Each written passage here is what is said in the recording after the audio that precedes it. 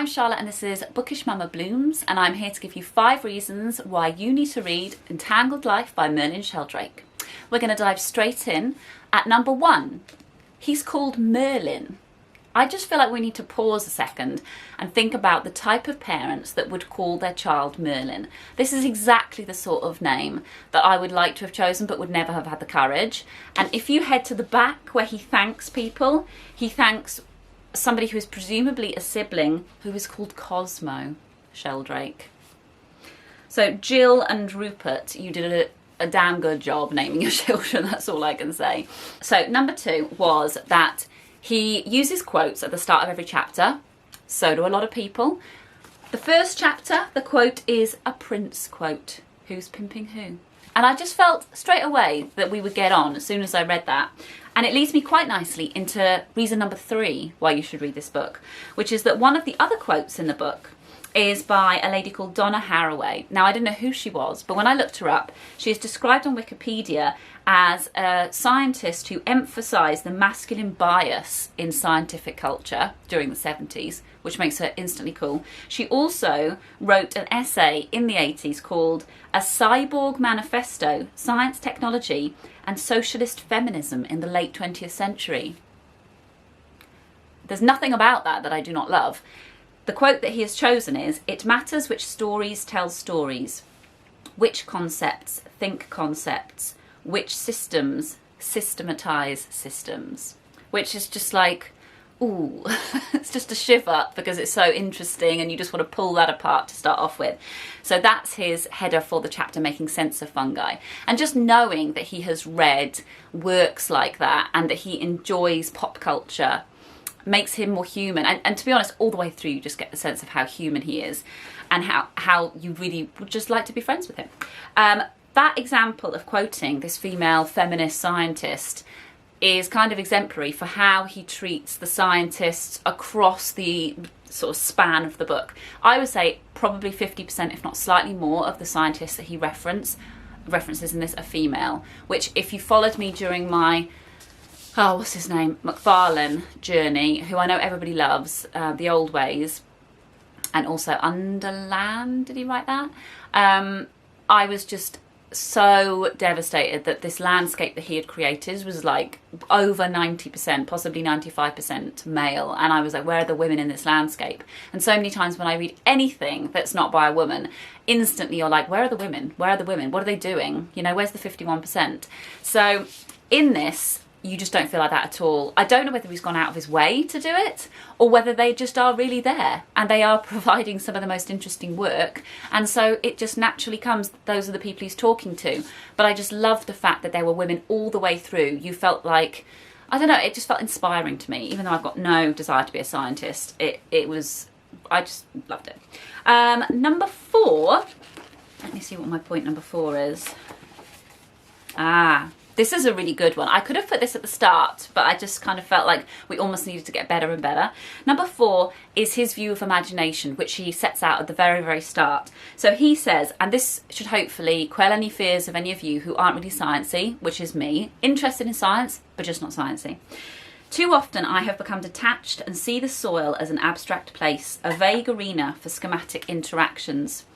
We have no way to experience the wilds of the soil and the countless lives that froth away within it." I mean, that in itself is just so cool. Froth away within it. He just, as soon as I read that, page 21, I knew I was going to get on with him. "Really to make my findings vivid, to allow them to build and contribute to a general understanding, imagination was required. There was no way around it. In scientific circles, imagination usually goes by the name of speculation and is treated with some suspicion. In publications, it is usually served up with a mandatory health warning." And he goes on to say that scientists don't really talk about what they imagine systems and animals and plant life or whatever it is that they study to be like, because they are concerned to keep this kind of clear scientific, in fact he says if anything you're trying to scrape that away so that you're getting to the facts. And he says, "There was something embarrassing about admitting that the tangle of our unfounded conjectures, fantasies and metaphors might have helped shape our research. Regardless, imagination forms part of the everyday business of inquiring." And he just fills the book with that sense of wonder. In that chapter, he then goes on to take LSD as part of a scientific experiment, but I found that really fascinating. And he kind of enters a mycelial network in his mind, which was also great. And there's loads of stuff like that. So he goes and finds this scientist who's obsessed with mushrooms and fungi, and whose work was used in the new Star Trek series that's on Netflix right now. So that was fascinating. I'd seen that series. That series is is about tardigrades and mycelial networks, and but writ large, whereas his work is obviously the small stuff. That was really fascinating. But the fifth point that I was going to say is that there's all these little spots of anecdotes that just make it delightful. You've got his LSD trip, and then you've got towards the end this great bit where he goes to find one of the trees that was supposedly came from Newton's tree that the apple fell from. There's apparently like 5 or something in the world that are meant to have come either as a seed or as a cutting from that tree, what have you. So he goes to see one, which is in Oxbridge, and he's being taken around the university, and but the whole story is really, really funny because you're not allowed to take an apple, even if it's fallen off the floor. But he decides that he's going to go back there. And he says, I harvested Newton's apples by night with a friend and large camping backpacks. God, I didn't even say that right. We left some apples on the tree for the sake of the myth, but I'm sorry to say we made off with most of them. And you love him so much by this point that you're kind of egging him on. And he makes cider. He gets all his friends round to his house and they make cider out of these apples. It's really quite amazing. And then obviously, in order to make the cider, you either have to decide whether you're going to put some yeast into the cider or whether you're going to let all of the yeast that's on the apples just make its own. And he goes with the second. He's going to let Newton's apples cook themselves, The juice fermented in about 2 weeks, resulting in a cloudy, pungent liquid which I bottled. After a few days, once it had settled, I poured myself a glass. To my amazement, it was delicious. The bitterness and sourness of the apples had transformed. The taste was floral and delicate, dry with a gentle fizz. Drunk in larger quantities, it elicited elation and a light euphoria. I didn't experience the muddiness of emotion that I had felt after drinking some ciders, nor did I feel clumsy, although yeast had most certainly made a nonsense of me.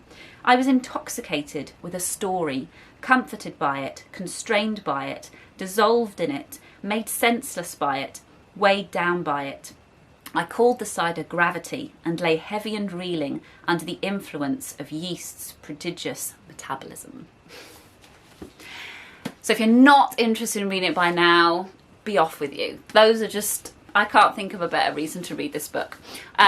There we have it. Those are my 5 reasons. I've also, this was about 2 months ago now, before I even had decided to call myself Bookish Mama Blooms, I did some tentative filming of some mushroom hunting with Idris. So this is September, maybe. So you'll notice that the woods look very different to the way they've been filmed recently.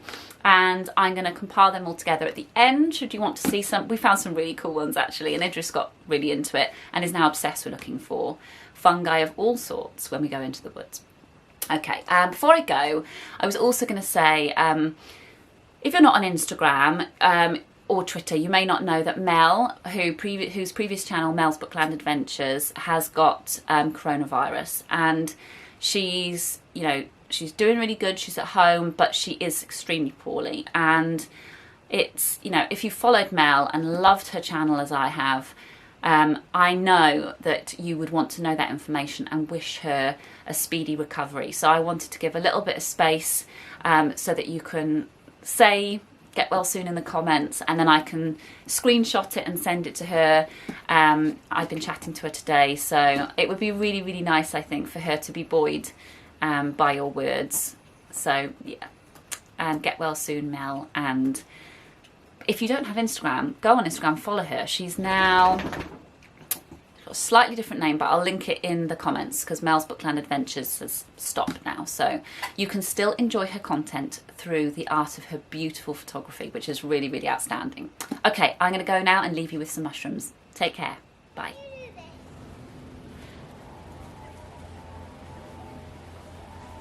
So there's a whole load of light opened up here where there wasn't before. This Ash took out a sycamore on the other side. It's just completely changed it. It's so different from how it was last year. And then you have to walk under this, which is quite scary. Okay, so we've got a big fallen tree, and there are some bracket fungi there, if you can see. What about that big bit? And I'll have to look to see if these are the types of fungi that fruit when the tree is on its way out, because this was a tree with ash dieback, so I imagine that fruit might have had something to do with it. Give it a wave. You want to show where you've seen the lichen? Here. You point to it. Isn't it gorgeous? It's that lovely greeny stuff that I like. And then on this same tree is this black.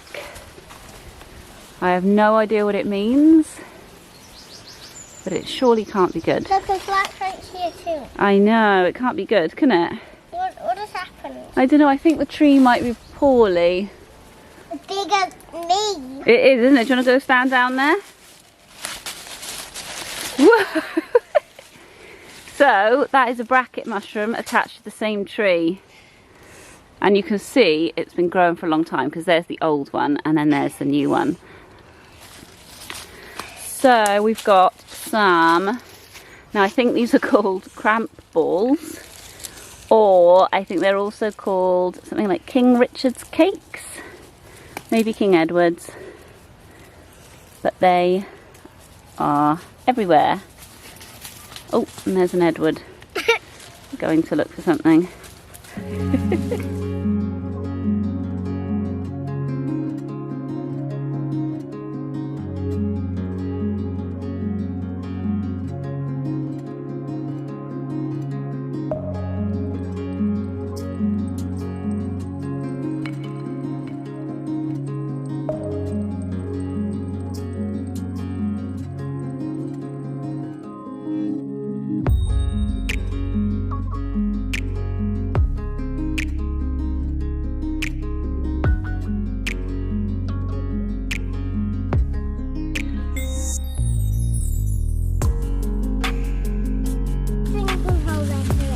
Yeah, it's Jack's drinking hole, isn't it? Jack instinctively knows where every drinking hole is in the woods, don't you, Bibs?